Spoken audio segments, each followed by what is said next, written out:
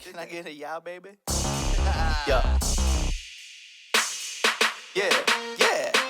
All I ever wanted was to find my place. Trying to build forever, got no time to waste. You gotta make it last. Yeah, all I ever wanted was to find my place. I think we fixed it. I'm getting texts from my loved ones, my Javi and my Ren. Those two people, I could actually be a fuck up and like still be okay, like because of those two people in my life. I feel that. I've got my girlfriend in the other room yelling, "I can hear you now," so it works. Yeah. Ask her for a yeah, baby. Can we get a yeah, baby? All right, maybe she. I wonder if the mic will pick up Javi if he yeah baby loud enough from that soundproof booth. Or I'm in the soundproof booth. He'll hear it later because there's a delay in the watch while they're watching it. Perfect. Anyways, I think we're ready if you're ready. Yeah. No.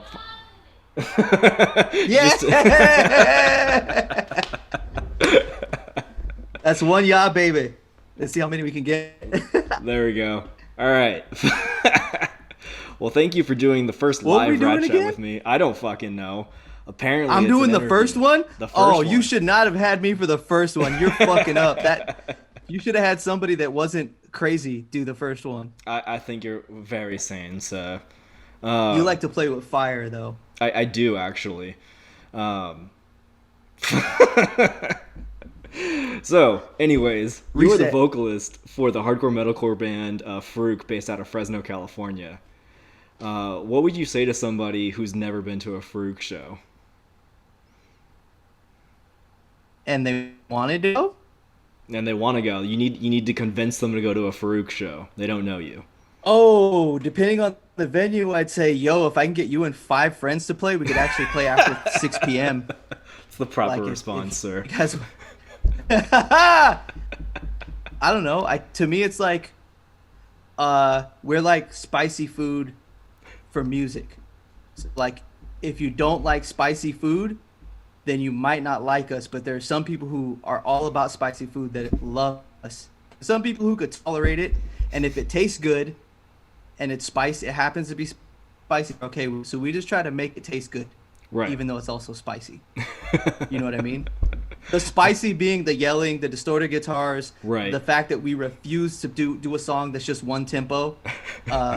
Every song has to have the F word in it. Oh, for sure. You know, all those for things. Fucking sure. Oh shit, my brother Steven's in the house. I'm stalking the chat. What up? So yeah, I guess I would say that. Like, come enjoy some spicy stuff for your ears. Some spicy ear food. Fucking yes. Okay. So Farooq's last record was back in 2018, called Heat, properly for the Spice, which was released on Glacier Recordings. Yes. When can we expect new music from you guys?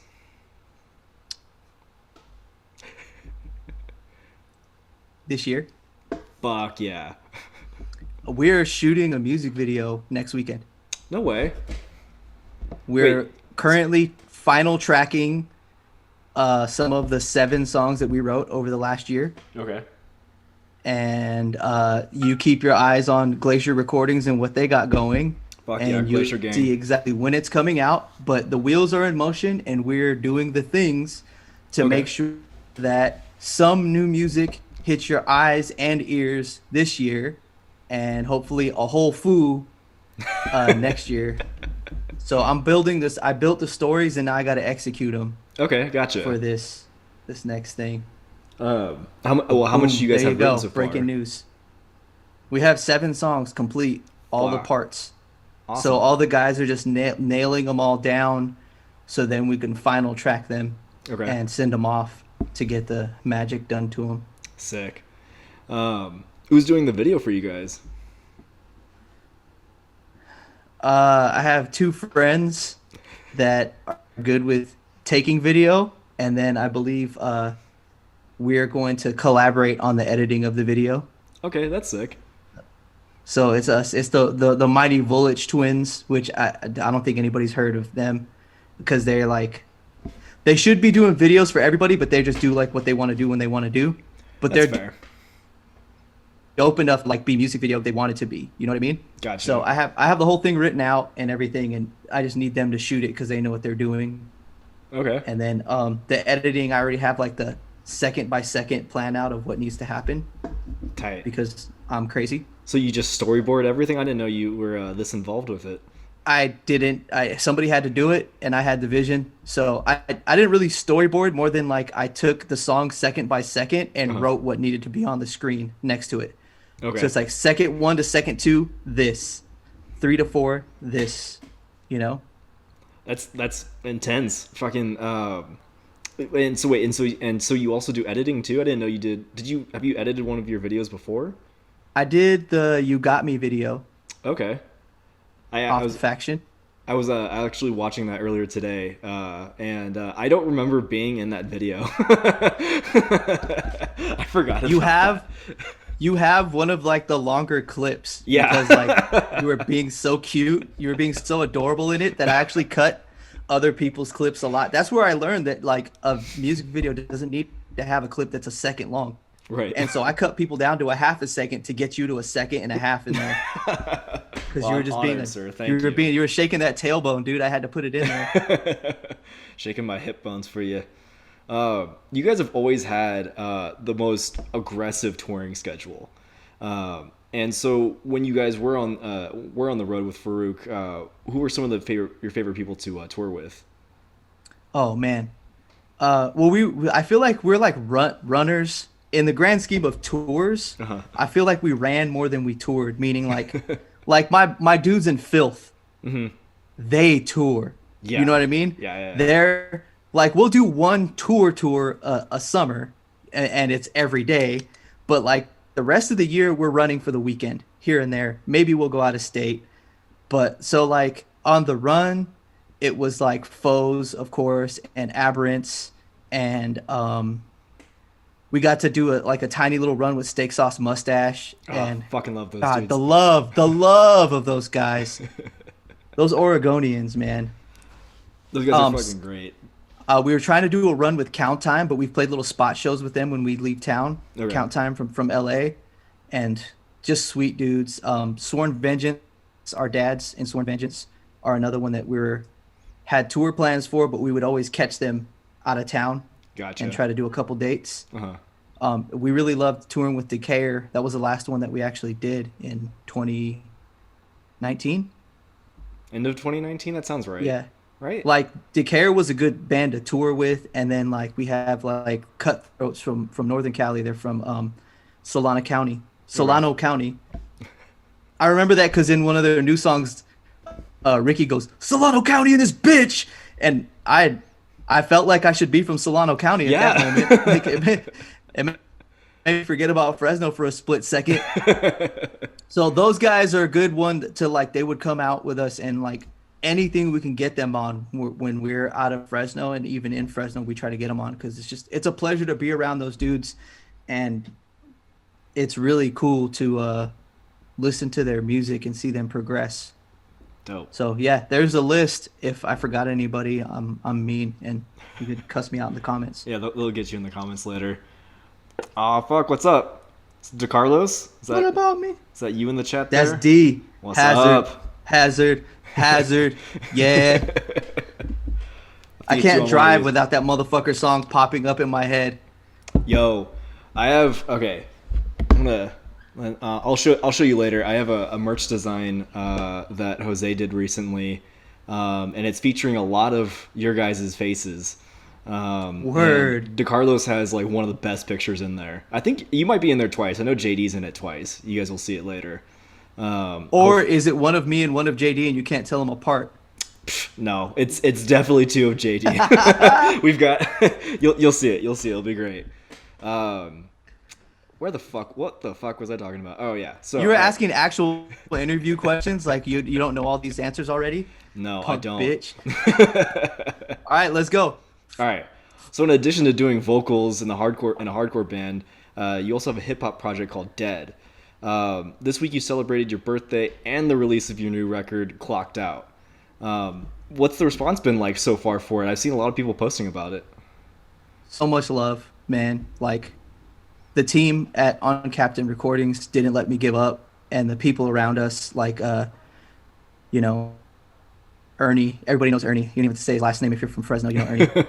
Legend. So like they've been hearing these songs for years, Mm-hmm. and like they didn't let me give up, and it was cool because like I was sick of the songs. They're old to me, Yeah. and as soon as they came out, they got a new life. Javi put a cool mix and master on them.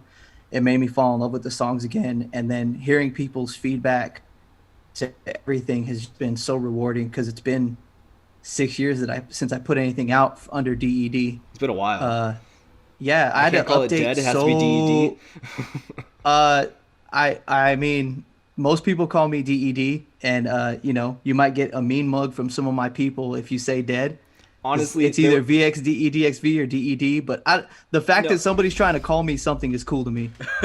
Dude, no, at the Cryptic Wisdom show, we were talking about this, and I was like, "How do you want me to pronounce it? VX and then you were like, just dead. I don't know. DED Daniel, and then you like walked off, and like that was the end of the conversation. I never got. That sounds like some stupid shit I would do. I never got closure on that. I don't remember any of this, but I'll agree that I did that because that sounds like me like a motherfucker.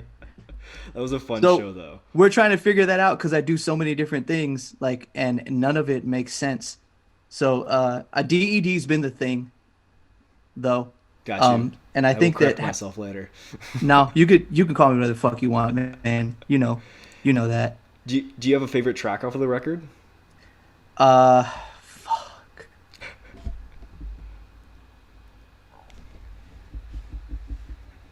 Dude, I don't know, man. Am I gonna give you the stupid politician artist answer? Like, well, every single track means something special to me. You can, and 'Cause they I'll do. eat it up still. I don't care.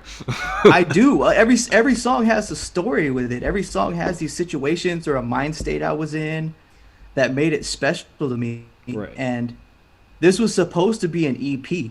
I was supposed to cut songs down, but Javi, Aaron, and myself couldn't decide what to cut, and everybody had their favorites.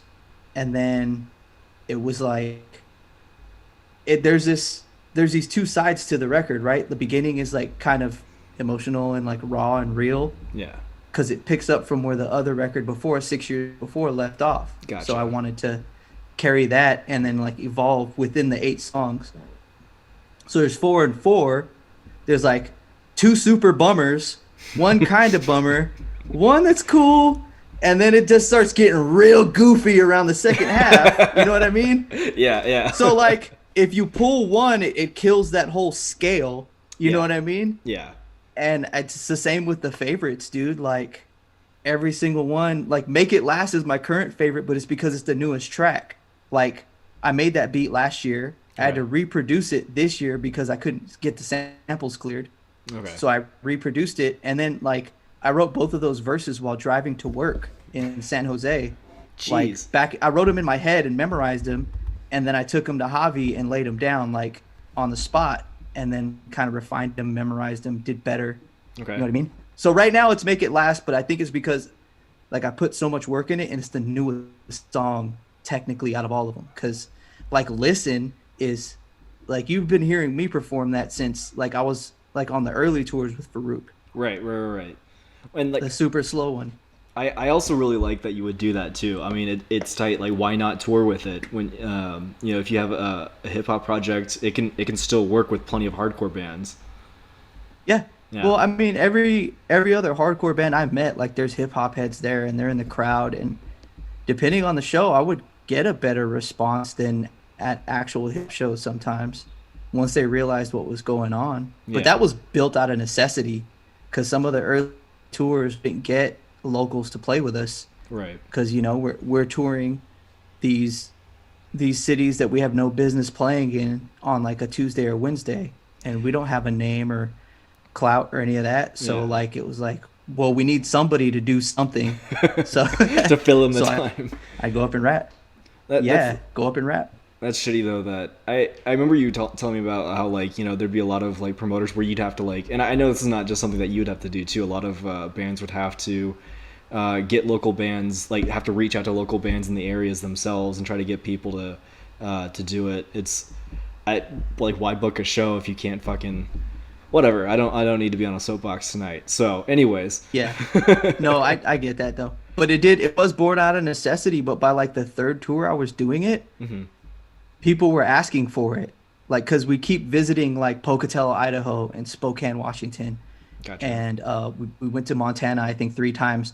So like people were wanting it, which was dope. So then what I started doing is doing my set right before the Farooq set. And then at the end of the Farooq set, I would have an outro and the guys would be set up already. So as soon as my outro was done, somebody would hit pause on my controllers, my DDJs, you know what I mean? Yeah. And we go right into our set with outro 1, intro. We did that a couple of times and it was so smooth. That's sick. Like it was one of the things that were like, it's rare that I'm like really proud of myself or, oh shit, I did that. And that was like one of the moments where like I was actually could be in the moment and be proud of myself.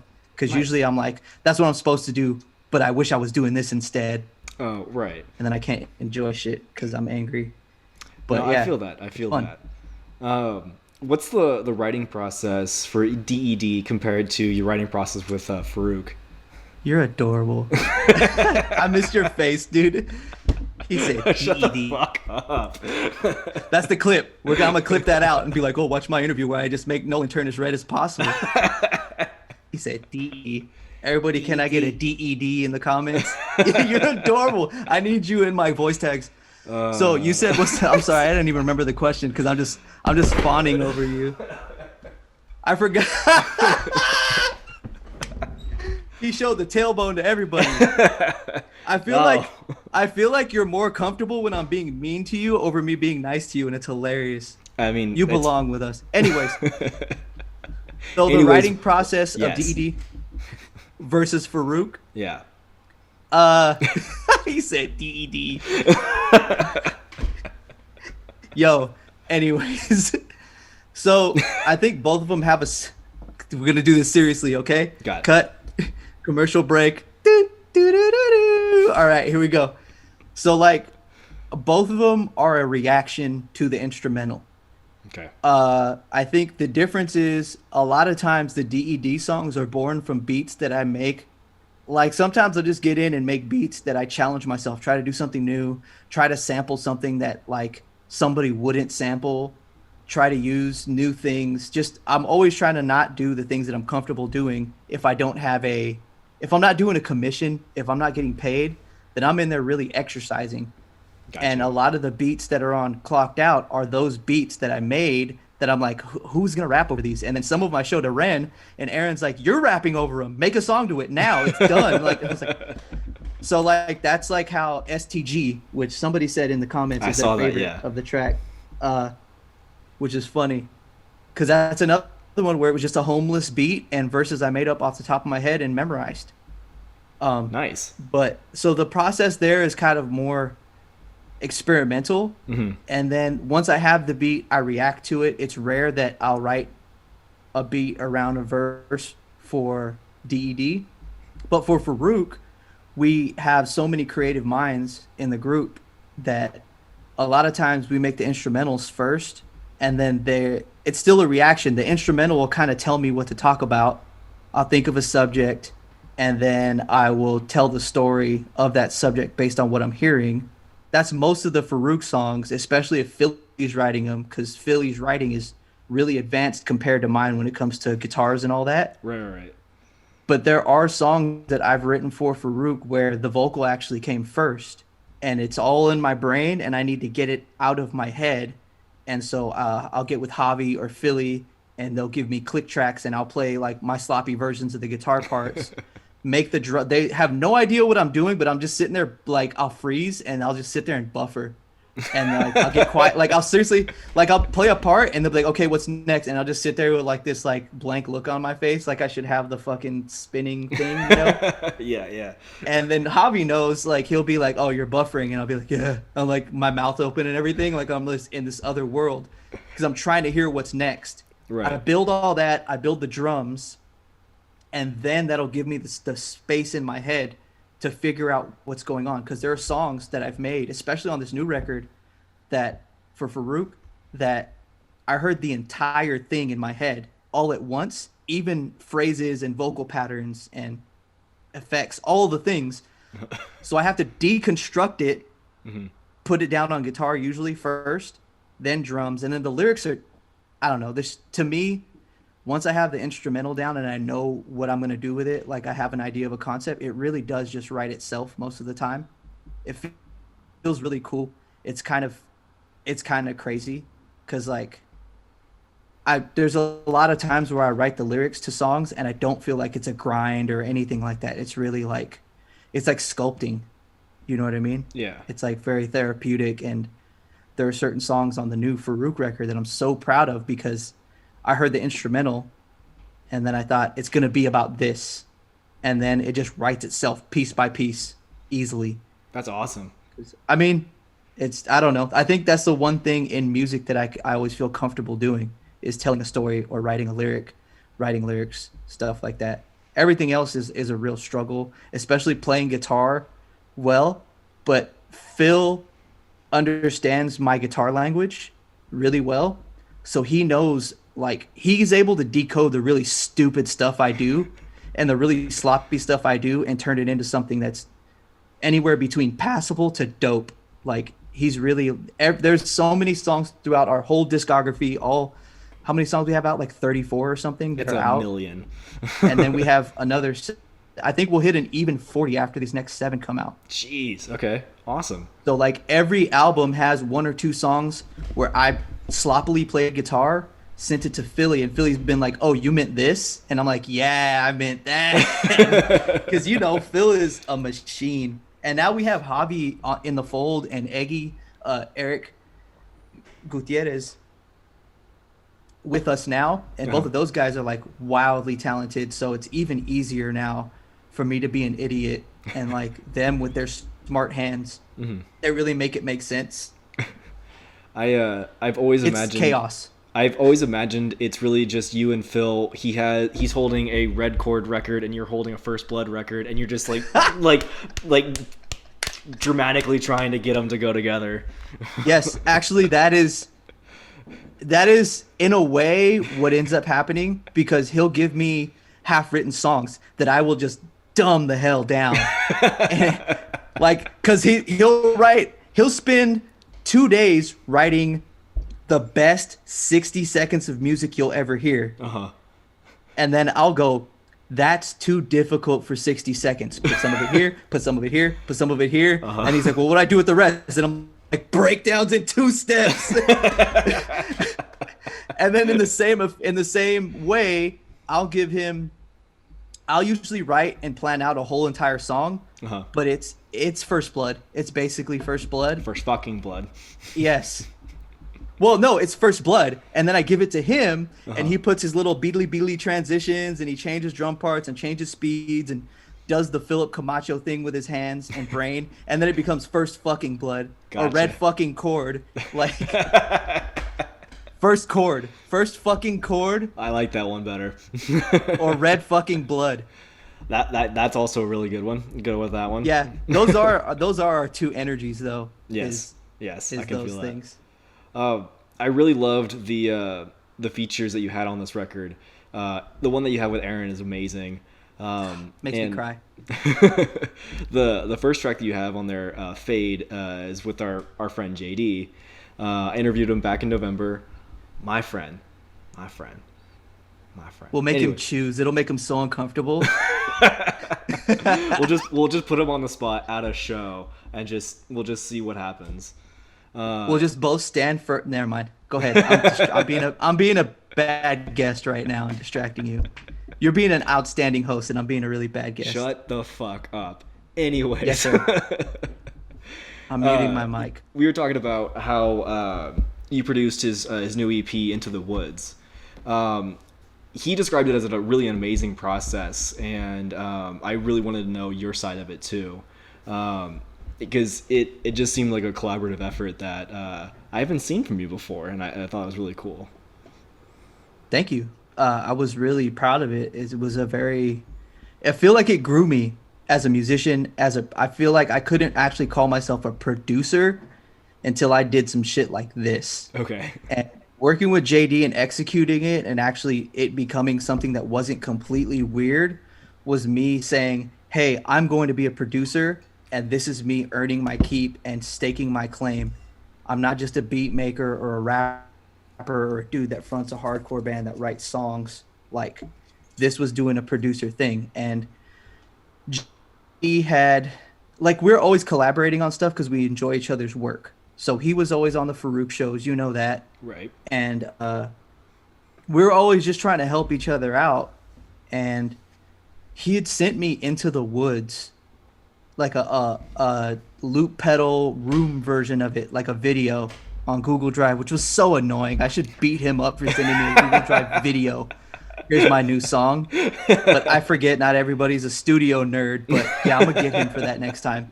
I forgot. That's how much I love JD is I watched it. Yeah. Like, I was such a JD mark. Like, part of that so Daisy anyways, crew. he sent me that, but it was a loop pedal version. And as soon as he sent it to me, I was like, wow, like, this is a cool song, but it's his loop pedal live version. So it's like 6 minutes long. And my brain was like, if you did this, and this, it would be ready for the radio tomorrow. And so I asked him, hey, like, can I produce this song for you? And he gave me a shot, and he loved what I did with it. And that song did not, like, big secret coming out, that song did not come out what our original plan was going to be for that. Really? Into the Woods, the first song. Yeah, we had a totally different feel for it that we were going to do, but I was in San Jose most of the time, so we were working remotely. Gotcha. Hobby was sending me tracks that they had recorded without me there, which is bad producer move. Don't be there while they're tracking. What an idiot. But like, I'm out in San Jose trying to get my grind on and shit, 2 jobs and all that wild shit. Right. So Hobby had sent me the tracks, and I don't think I downloaded all of them, which sounds like me. But what I did have was like his main vocal, and I had his guitars and his supporting guitars that I had him do, but I didn't have anything else. And I decided that instead of like trying to push them to get together and record the other things that I was looking for, that I just get my reps in and try to work inside of it, because it's the first song of that sort that I'd really put my hands on like that. You know what I mean? Yeah. Everything else has been rap and hardcore. So like, I just kind of started reacting to it. So I listened to his vocals and I wrote the string parts over it, and I played those in on my keys, and then I heard some flutes in my head, so I threw the flutes, but they're all a reaction to his guitar and his vocal. Okay. So like, it was like a bed, and then the same with it, there's like a low sub bass under it that is just loud enough for you to feel, but you're not getting that, like, you know, 808 like boom out of it. Right. All those were reactions to his song.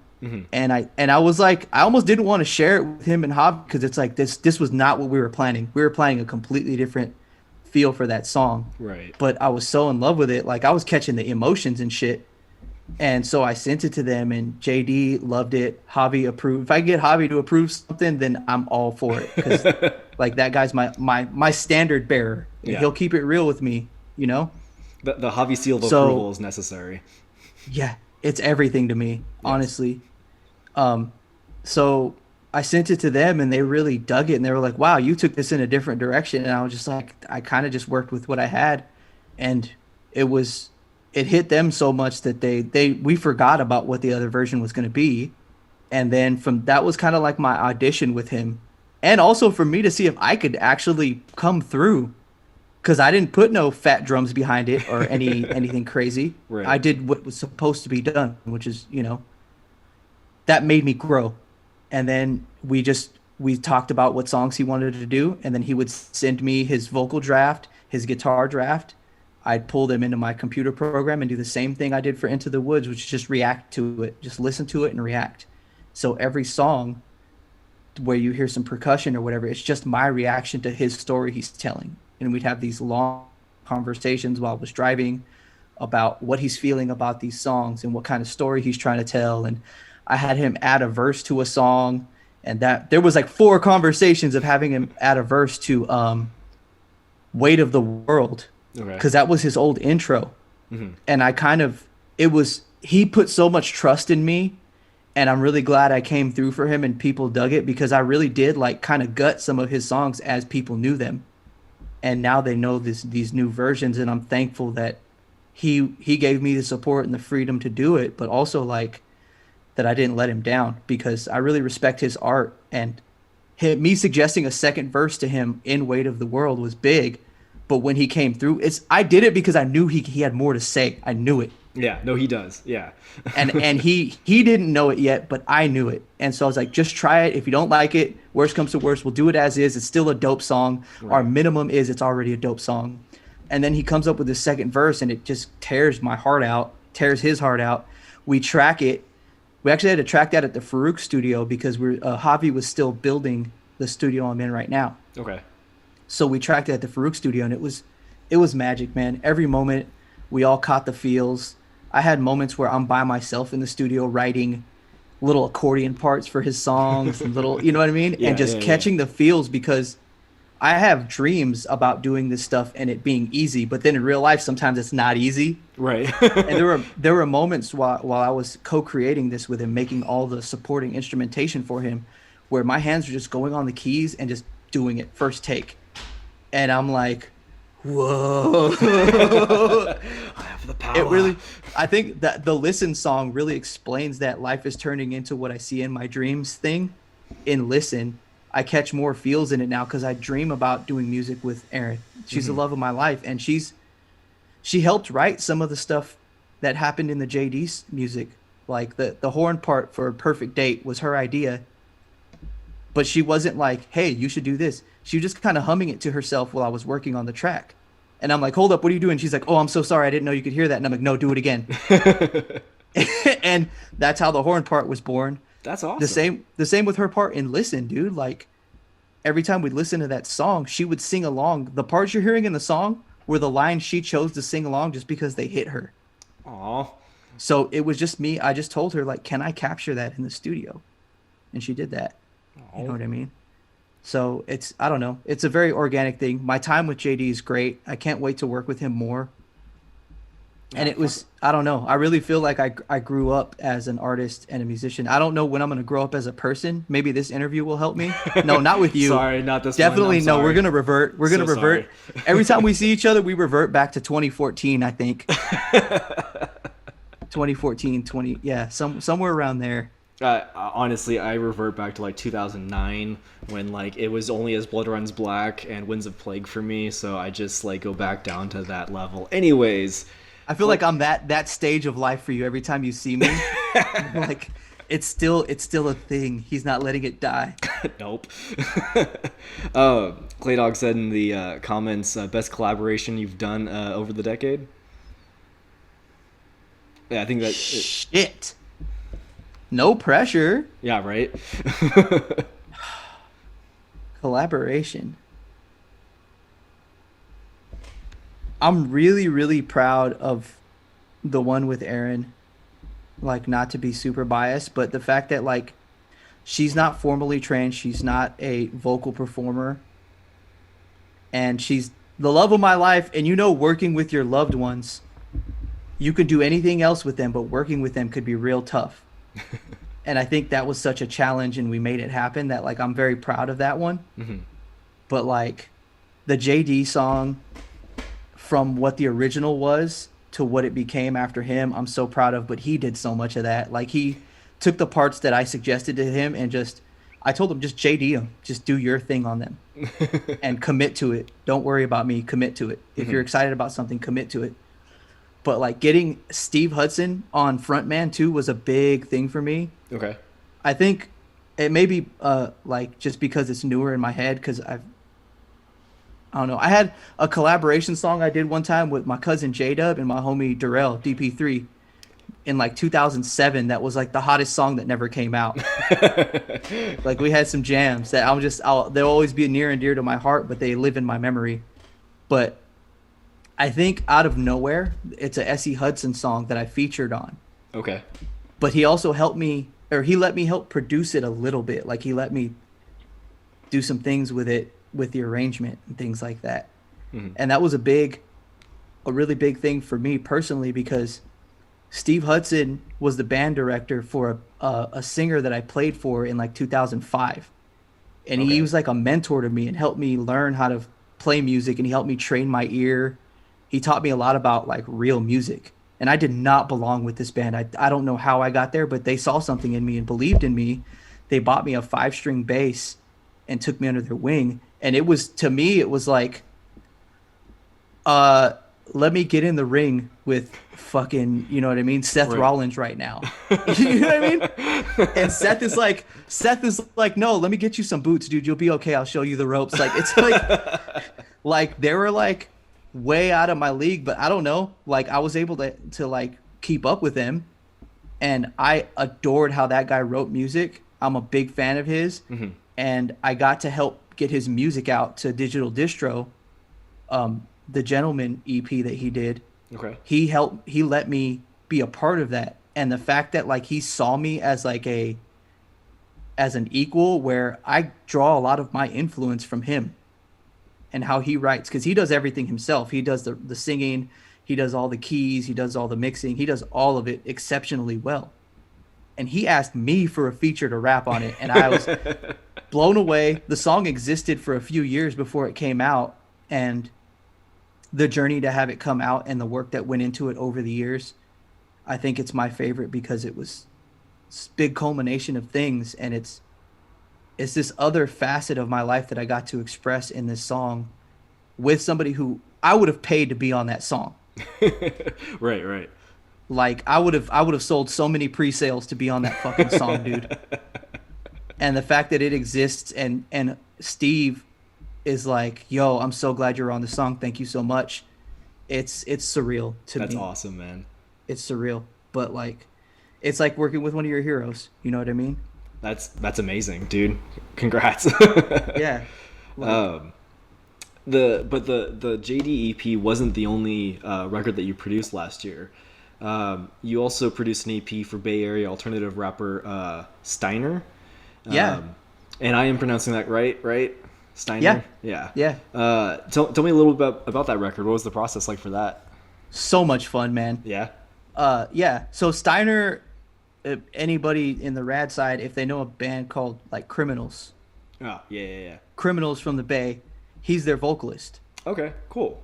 And we got connected because we're both vegan straight edge, and so like the cult kind of just connects you. You know what I mean?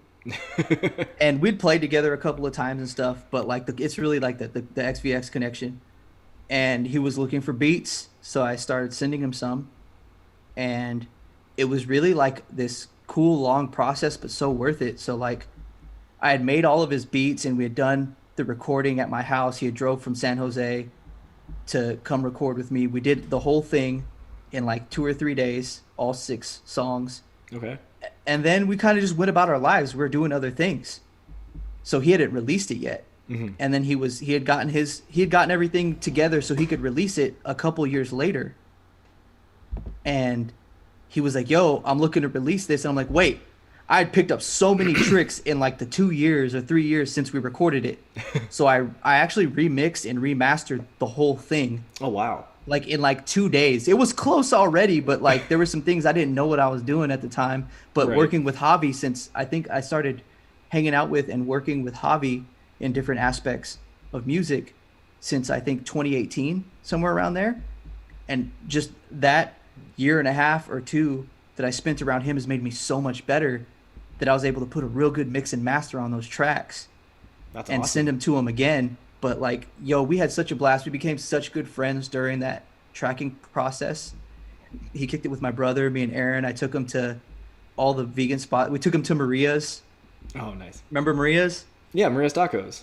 Yeah. Fuck and then yeah. I cannot forget those tacos. I took him to Jacka Mobile too, because that's my spot. Okay. So we taco toured. Fuck. We became really good friends. Actually, because of that, he hit me up a little bit later to fill in for bass, or fill in on bass for Criminals. That's on that winter tour they did. And it was funny when he called me because he was like, yo, this is going to be kind of random. And I was like, uh-oh, here we go. You know, what's gonna happen? Wow. And he was like, I don't know if you do this, but it seems like something you would do. And he started laughing, and I'm like, what? And he's like, would you be able to play bass for Criminals like on this tour? And I was like, damn. I took it as a compliment because like he didn't know I played bass. You know what I mean? Yeah. But he was like, seems like some, like, it's like you when you're like, you told me this. I'm like, yeah, well. So I was like, yeah, I do play bass. I hadn't played live in, I don't know, 10 years. but it was a thing I could do. So I went and got my bass fixed up and was in a music video for them, which was super fun. Oh, nice. I didn't Shout know out that. to Raindrop and Meds out there from Criminals too. Their drummer and guitar player. Super dope dudes. I met them on the spot and played in the video with them. I learned the songs off of Spotify, and Meds had sent me the tabs. Okay. So I'm in my living room kind of learning the shit, and then I played in the video with them, and then we had a rehearsal before we went on tour for like all night, and dude, we were on tour like the next day. But it was from producing that record for him. I got to tour the East Coast with Filth and the Machinist, which Oh, fuck. big privilege there, Yeah, getting love it. to see them play every night. Fuck yeah. Dude, I You miss know? Filth. Fucking Gutter Gang, bro. Carolina Heavyweights. All right, so shifting questions a little bit more about you personally as opposed to like your work. Oh, I'm scared now. What was the first hardcore show you ever went to? Ooh, I remember it had to be a local with Once We Were, which was the local metalcore / hardcore band. Okay. In maybe 2002. Okay. I mean, we went to see Once We Were, me and E-Ball, me and Eric, and our group of friends from high school, because we went to high school with them. Once We Were was the band that ended up being Dead Elizabeth and Occam's Razor. Okay. Which Okay. ended up being Azathoth and whatever Jordan's Okay. doing, which is crazy. That guy's so good. Yeah. Okay. All right. That's tight. But yeah, so Once We Were was like the first band. I don't remember who else played. There were some locals. I know this band called Cold Remember played. Wow. Okay. They're from Oakhurst, and Okay. they were the first band I saw like pull influence from Dillinger Escape Plan. Sick. And it was funny because I remember like locals saying they went to see Dillinger Escape Plan, and now all their songs sound like Dillinger songs. And this is all over my head because I'm like a freestyle like rap kid. Like I don't know anything about anything. Yeah. I'm listening to Master P and Cannabis and like DMX at the time. Nice. So like I don't know what the fuck they're talking about. And then years later I ended up finding that Dillinger record they listened to, and they pulled. They kind of copied, like it was pretty nasty, but it was like for me I was none the wiser, so it was Right. dope to me. Yeah. And Yeah. if you're good enough to copy a band like Dillinger, then I think you deserve some kind of credit, Yeah. especially in 2002 before everybody had Kempers and MacBooks to do all their Right. record, you know what I mean? Yeah. Have the It was 808 different. drums right there with them and everything. Yeah, and MIDI Yeah. and all that shit. So like I think I know it was at the Elements right there on Olive across from the Dollar Tree. I don't think it's open anymore. There's some like uppity ass restaurant on the corner. You know where the ATM is, where the Dollar Tree is, in like off Olive Yeah. Tower. Yeah. So there is a venue. It's across from Vinny's. Oh, okay. There's a venue there, a Christian nightclub called Elements that all the shows were at when I was in high school. Okay. I know the first one I remember though Uh-huh. that I was in the pit was Evergreen and As I Lay Dying. That was the first pit I got into. I'd been practicing my moves and shit in my buddy's front yard, but I was too scared to get down and boogie, and I saw my homie Psycho Lou in the pit, and it was before I was friends with him, but I was like, well, this guy's just doing whatever he wants. I could do that too. Fuck yeah. It was like the first legitimate pit I had been in, throwing my little yeah, I mean, it was before I had my spin kicks down and any of that shit. That was it. But shout out to Frankie Underground and Beth Underground for putting on those shows at the Elements. Damn. I had a blast. That's one hell of a lineup too. Fucking Evergreen Terrace and As I Lay Dying in 2002. Yeah. That's prime As Lay Dying though, right? And then what record would have been out for that time? I can't remember. It was right before the it was right before that one.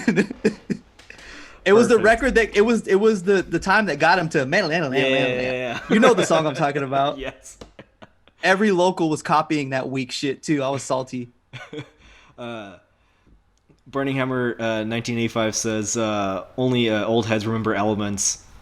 And then Clayton says my first pit was I Killed the Prom Queen in 08. Yo, where was that at? I bet you Clayton had one of these haircuts right there. Clayton, where was that show at? Oh, let us know. Clayton's from Australia, man. Really? Yeah, that's my dog, man. He's Oh, one of the fuck. DED. He's one of the vxDEDxv supporters from Jump. Okay, sick. Yeah, before you jumped on the bandwagon. Yeah, I just I'm here for the hype. I'm here for the Yeah. clout. No, you haven't given me the best shows I've ever been on and forced me to rap. You haven't actually saved me, like, because I wasn't rapping, and then you're like, why aren't you rapping? And then I'm like, yeah, you're right. Well, I mean, Guess I I'll- haven't put you on a Tech Nine show, so I can't talk. I don't want to be on a Tech 9 show. Farouk wants to be on a Tech 9 show. That's different. Right. One of these days, I'm going to schedule specifically you. All of Farouk can come and hang out, and then I'm going to be like, here's the mic. No drums go on stage. It's just you. Wait a minute. You think Javi won't have backtracks for me? Immediately? It just plays Farouk, all the Farouk songs, like through his fucking phone or something instead, and just doesn't even let you rap. I'm okay with that. Fuck. All right. Anyways, How many tickets I have to sell to do that? 0. What the fuck was I talking about? Oh, okay. So, who is your favorite vocalist of all time? Like rapper, singer, screamer, whoever. Wow, you should have sent these in the email. Nope. I like this. You motherfucker. I don't like my own medicine. Damn. Can I have so one of all time? Of all time. You could maybe have like top 3 or top 5. Yeah, cause like Al Green is probably one of my top favorite singers of all Ooh, time. That's a great pick. Like, just straight up, like he's everybody's dad in my eyes. You know what I mean? Yeah, for But real. like, shoot. But like rappers, it used to be for like a lot of my youth, Cannabis was my favorite rapper ever. What an odd pick. I wouldn't have assumed that. I mean, you know, I really got into hip hop in the late 90s, early 2000s, Okay. where like that hippity hop was starting to come back Right. for a little bit. Like, so like it was the era of the freestyles that weren't actually freestyles, but nobody knew they weren't freestyles. Right. Sorry, he I'm was laughing at swaying. DeCarlos's comment. Dylon. You know what? DeCarlos comes out with 2 albums and he's probably in my top 5 of vocalist, rappers, Yo, everything. amazing, That guy's dude. so fucking talented. Like Absolute fuego, sir. I'll put him against anybody, anywhere, in any genre, at any level. He's good for a local. No, none of that shit. That guy can go in all the aspects, man. For real. Fucking once shows are back, he's gonna go right back to killing it. So Yeah. I'm excited. But yeah, I don't know. I'm gonna say Al Green just out of respect Okay. Gotcha. because I can go on for days about that shit. All right. And J-Dub will beat my ass if I don't say Al Green, probably. All right. Tell me about the time Farouk played at Ike's Sandwiches. Yo, I got some. We got invited to a birthday party. By our friends Aberrants, our mountain foos. Yep. And they had their birthday party at Ike Sandwiches, where they happened to set up a PA in the fucking entrance corner. Because the dude that runs the franchise is like somewhere between our ages and cool as shit. Okay, nice. So like, we gave him some free stuff. I mean, we've played the Chico area a few times, but it'd Right. been a while. Yeah. But for us, we would literally play anywhere to play with Aberrants. And then Steak Great Sauce fools. was going to be there. So it was our actual first, I think that was our first time meeting them. Okay. We had known them through Foes. Okay. So like Foes and Aberrants were like kind of like our connection, where it's like, oh, you guys got to meet the boys in Farouk. And then, they're like, oh, you guys got to meet the Steak Sauce guys. So like I felt like I already knew these cats. Yeah. Tay took video of us during that show and we had a blast. I got to do kind of like a wall of death, but instead of a wall of death, I wanted everybody to like pogo into the middle because we couldn't get a circle pit going because it's like a walkway. It's too tiny. Yeah. They were still trying. Yeah. The only other circle pit I saw that was more reckless and hilarious was we used to play Aberrants' house out in the mountains of Paradise, Oh fuck. and we played with. Did you ever see Terminally Ill? No, I don't know that one. They're from the OC area. They're Okay.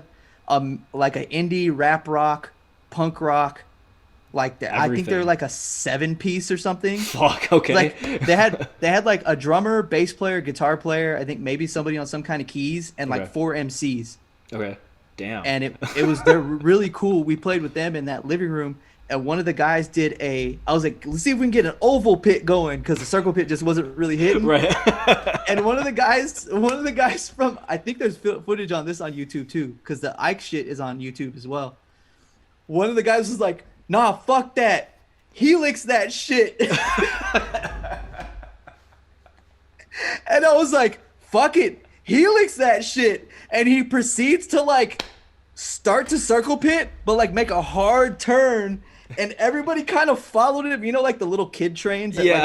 like, Yeah. They kind of followed him in this like fucking helix shape, dude. Fuck that. Helix this shit. And Oh my he said it God. like he'd been doing it his whole life and everybody knew it. No, they kind of helix that shit, to be honest. All right. Nice. They do be helixing though. There is video of that on YouTube. Y'all should go watch that. I think I gotta, I'm pretty sure there is. I posted that. All right. Tell me about the time you used a ladder during a Farooq set at CYC.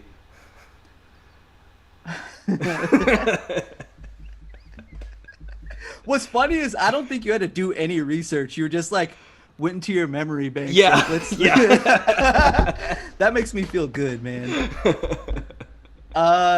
You know, wrestling fans in the pit. My homie Mickey was in the pit, and Mickey, you know Mickey, he's wild, Right. Right. which is weird because like he's a sweetheart. Yeah. You know what I mean? But he's got this streak of like, I don't give a fuck about him. He's a wild card, man. He's such an intelligent young man. Yeah. Brilliant. I really love him to death. And then sometimes the mosh turns on and he's like, yo, hit me with a stunner in the middle of the pit.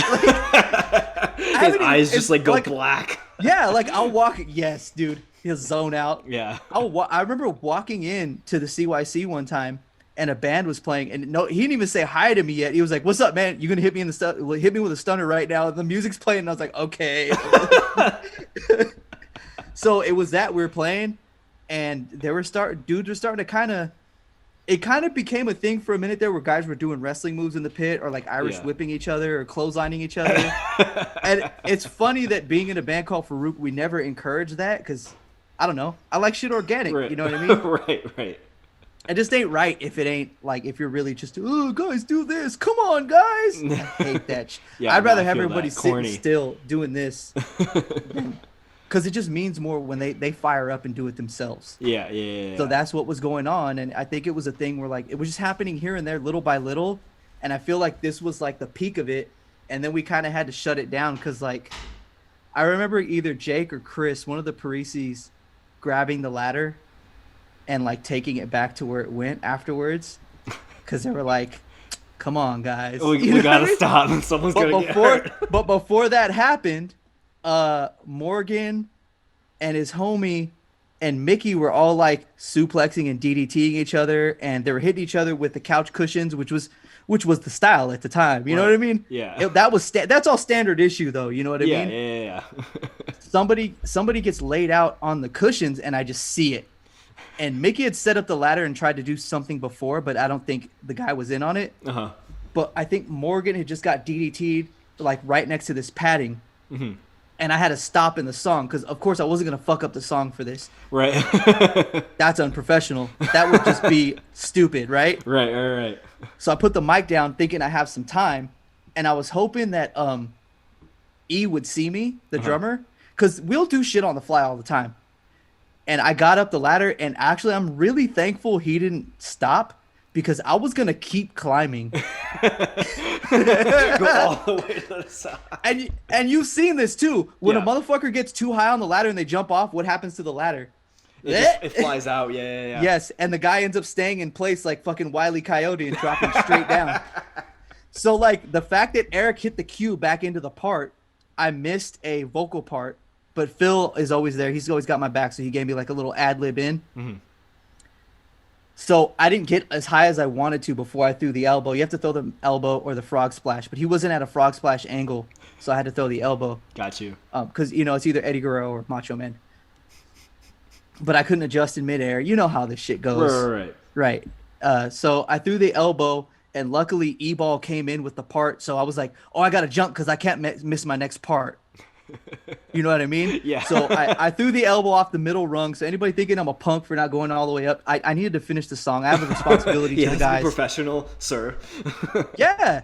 Well, the last thing I want is somebody coming up like, hey, you missed your part during that song, because, you know, that would happen. Right, that happens to every musician. And I'd be like, yo, the elbow drop, though. And they'd be like, fuck the elbow drop. So Morgan was gracious enough. But the funny thing about that, too, is Mickey is so extra, right? So as I'm throwing the elbow drop, this fool catches me into an RKO at the same time. Like, if you watch him, I remember him looking up at me like this, and I'm like, bro, what are you doing? I'm going for Morgan hitting this elbow, right? So when I throw the elbow, he's like snaking me, and he actually catches me in an RKO as I elbow Morgan. It's magic. Beautiful. And a lot of the dumb shit that's happened at these shows, people are like, oh, like he planned that. I remember hearing bands we play with be like, oh, they rehearsed that, and it's like, no, Organic. no, I'll have ideas sometimes when I'm in the room, but most of the time, a lot of the silly shit, like it's there. You read the room, you feel it. Luckily, I got good at that because there's a lot of cringe shit I did before the cool shit, like in the early years before you got a hold of us. Well, I remember that was so fun. That's on stuff too. It should go on YouTube, huh? It is. It's on YouTube. That clip. Oh, well, I know part of the drop is. I don't know if like the full video. I mean, it's got to be somewhere out there. But yeah, I know it's on Instagram and shit. But one more thing to close the gap on that.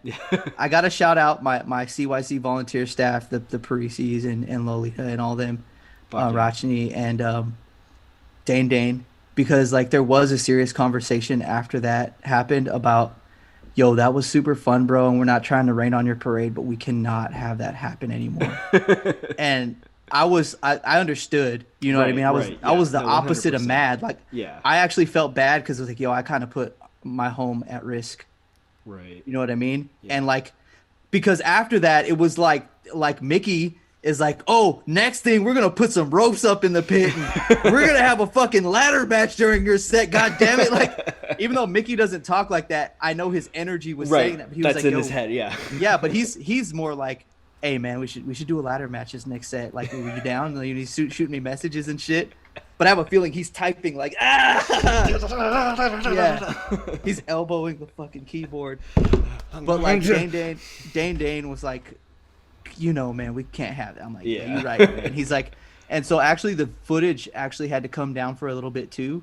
Oh, really? Dane didn't like tell me to or ask me to, but I felt like it was the right thing to do just to keep the place safe. Yeah, that makes sense. Because like it was kind of geotagged at one point, and like, people knew where it was at, and I don't care how fucking fun it is. I would never put that place at risk. Right. And I don't even think Dane like explicitly asked. Like he was trying to be as nice as possible, and he had he could have really let loose and been like, "Yo, what the fuck are you thinking?" Yeah. And like none of them did that, and they could have, and I would have accepted it. But like I know that the footage did come down for a little bit, and then at one point I asked if it was cool to put it up, and they were like, "Oh yeah, of course." You know? So. All right. It was a good time. Well, I got one last question for you.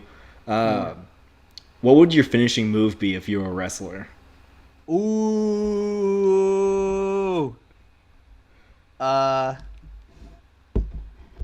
There's I probably do I like the poison mist. Okay. Like which one's that one? Great Muda was like one of the people that made it famous, but he got it from this dude named Great Kabuki. But also Tajiri did it, and it was they gather up this evil energy in their mouth, and they spit out mist onto their opponent's face. That's fucking tight. Asuka was doing it too for a little bit. Okay. I like that. Anytime I create a wrestler, one of their moves has to be the poison mist. Got you. And I think considering my size and everything, it would make sense for me to do something nasty and tricky. There's also like a power bomb, like it's like a DDT thing where like you're getting power bomb, but you grab their head and bring them into a DDT instead. I think it's called the Samurai Driver. Okay, yeah, I think that makes the one. that makes the most sense for me. Being, Okay. like I'd have to be realistic. It would be that or some kind of like stupid submission hold. You know what I mean? Some kind of headlock or dragon sleeper or something. Something that makes sense. I'm not gonna be like, oh, power bomb. Like, bro, I'm 5'6", like 140, like 160. Yeah. that quarantine weight. Yo, I have gotten that. It's just this circle. So I'm this twig with a big old pot belly, and it's not fair. I don't want it here. I want it to go away. But I think my thing was like, if you work out your arms, you could have the Gucci Mane clone body, where like he had a good arms and chest, but he also had the belly. Yeah. I wasn't mad at that. I think that's what I was going for, but I Got you. didn't do the second part of the working out the arms and chest. So I'm halfway there, I guess. Got you. Poison mist. Poison mist. It's nasty, dude. That's disgusting. Yeah. That's definitely not a post-COVID thing that we can do, I don't think. No. It's just every time I've seen it, it's just been so slick. Yeah. You know what I mean? Especially Muda would do it. He kind of do some shit like this. Mm-hmm. And then all of a sudden, he's about to get hit with something and bow! On your ass. That's fucking dope. All right, well, anybody watching, I know there's like a couple seconds delay, but do you guys have any questions for Daniel? I'm going through the chat right now. Chief Keef asked for hell yeah. I'm not sure if that was specifically for you or for me or for both of us, but hell yeah anyways, Chief Keef. I wonder if that's Keith from Decatur. That must be. Chief Keef, show yourself. Look at all my people in here, man. You got love. Everybody loves you, fool. Dude, I've been feeling it, man. The birthday thing is cool. Getting older sucks, but the birthday thing is cool. The album thing is like really cool because it was tough to put those songs out. Like the range of like hella emo to hella goofy. Yeah. You know what I mean? It's the two parts of your brain firing at the same time, and you somehow put it into a record. Yeah, I'm kind of, now that these are out of my system, I'm kind of interested to see what's gonna come out of my brain next. I'm very interested. I'm always interested in it. It's like, well, you've gotten demos and shit. You know what I mean? I love it. Did I send you any of the? I did send you demos of the new Farooq, huh? Yeah. Oh no, the new Farooq. Yes, I did. You Did bitch. you? When? Yeah, like a year ago. Okay. I haven't sent you the. All right. There's some songs. I'll look back through our texts. I hate to be a big ago. thing. I hate to be a big things coming ass motherfucker, but like this Big things coming. this Farooq record, I'm so proud of it. Like, Fuck yeah, dude. me and Phil always have to fight with the thing we did before, which is nice. Like, the faction to us was like the best thing we could have possibly done. And then like he really outdid himself with Heat, and he really turned a lot of the weird shit that I came up with for Heat into some really cool shit. Him and Eric really like put it together for that. Fuck yeah. We have a different lineup now, and I'm excited about it.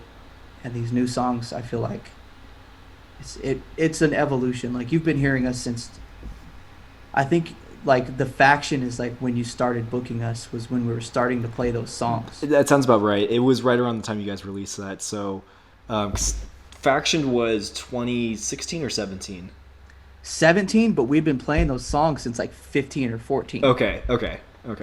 Yeah. So like, that was like, there was a point where the guys were like, we were like, should we save it until we come out with the album? And the guys are like, well, we're excited about these songs.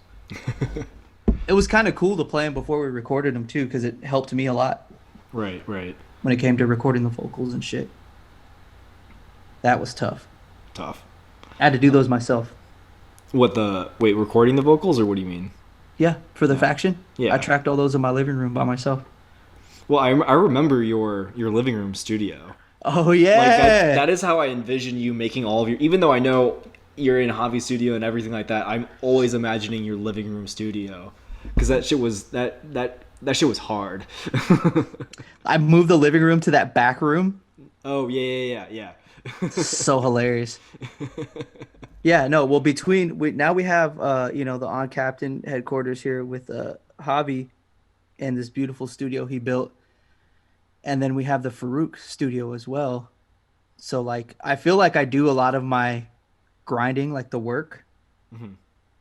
um, at the Farooq studio, like the solo work by myself, and then it gets finalized here at Javi's spot. Got you. So like all the demos of the Farooq songs were done at the Farooq studio, Hmm. and then like we've done the real version of one song here at Javi's, and we're really stoked with the progress it's made and the quality he's able to put out. Man, is we're so happy. We're Fuck so yeah. privileged to have him as our bass player and like also an engineer and just a friend. Dude, You know Javi. Dude, yeah. Top notch. I Top notch at everything he does. Javi has saved my life at multiple shows, so He's probably watching this hella pissed off. 'Cause we're showing him love. he's probably banging on the other side of the glass like, yo, shut the fuck up. Yeah. Don't All right. love me. Well, do you guys? I don't think we got any questions though. No, I don't think so. Anybody else got any questions for Sir Daniel? Y'all some hoes. Well, do you have anything that you wanted to plug? Any last comments? Anything like that? Yeah, I'm getting Nolan on some features for our next shit. Only if I can be in the gang vocals, and I am one of 25 voices, and my voice, everyone's voice is here, and mine is here. Yeah, that's what'll happen. Yeah. Yeah, I mean, I hope that everybody has taken the time to listen to Clocked Out. If they haven't, they take the time to do that. And also, I just want to show some love to like my on-captain family, S.E. Hudson and J.D. Garza. They both put out really fucking solid records before I put my album out, and it was a cool growing process working with both of them to get theirs out before mine out. And I'm so happy with Into the Woods. Spin it again and again and show your friends. I'm so proud of how that came out, and it was really just a testament to JD and his talent because we just built everything around him. Yeah, he's amazing. And then The Gentleman by S.E. Hudson, I don't know if I sent that to you when it dropped. I don't think so, but no. dude, I'm so stoked on it. I'm so stoked that I even got to touch it. All I did was the mastering. Uh-huh. So it was nothing really in the music side. And I got to feature on that one song, Out of Nowhere is what it's called. Okay. Well, But send that he to does me. neo soul. Yeah, he does neo soul, and he does everything himself. And he's just an amazing singer. And the next thing I'm trying to do is get him and JD to work together on some things. So I'm putting work in on new songs and cover songs and stuff, and trying to piece together what would be a compilation for the team I have Fuck here, yeah. which is really cool. That would be sick. So we do have some things in the works, as always. You know that I'm always doing some shit. You are never not working.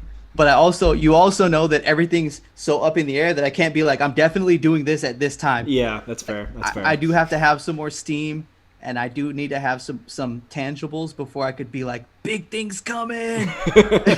Yeah, no, there's nothing worse than saying big things coming, and then you don't get to do it for whatever reason, and then you're like, never mind. I think at this point, like, I have enough people dependable enough around me to where I really do feel confident saying things now, and I just hope that they're cool with it. You know what I mean? Yeah. Because, like, I don't know, like, having Javi, like, in the band has been great because now, like I'm around him anyways. You know what I mean? Yeah. We're kicking it anyways, and he's such a dependable dude and like, just outstanding human to be around. So I can feel confident saying, oh, this is going to happen because me and him will make sure it happens. It's the same thing like being partnered with Phil in Farooq. Yeah. He's such a solid human that I could set my watch by Philip Camacho. You know what I mean? Yeah. So like this, I feel very fortunate to have such great people around me musically, and to have you, man. I miss you. Like, our interview has been a long time coming, and I think you're avoiding it because you knew I'd show you some love. Basically. Yeah. Well, I appreciate you, bro. Dude. Thank you very much for doing this. Thank you to everybody who was in the chat, hanging out. And hopefully we'll see you soon. Yeah, I'll make sure to give you some exclusives. Please you do. Slide into my DMs at any time. Throw some teasers out there, some big things comings out there for me. Anything from DED. Say it right, dude. DED. He's so cute. All right, bro. I hate you. I'll beat your ass the next time you see you. Me and Javi are gonna jump you. Wow. Look at Javi finally in the chat. This fool. Yo, he's roasting the dog shit out of you right now. You're dead. And with that, we're out. Nolan. All right, bro. Take it easy. All right, man. Love you. Bye. All right, dude. Bye. Thank you so much for checking out the latest episode of RAD Chat featuring Daniel of Farooq and DED. Make sure to check out all the links below for Rad Music, Farooq, and DED, and make sure to give us a like and subscribe.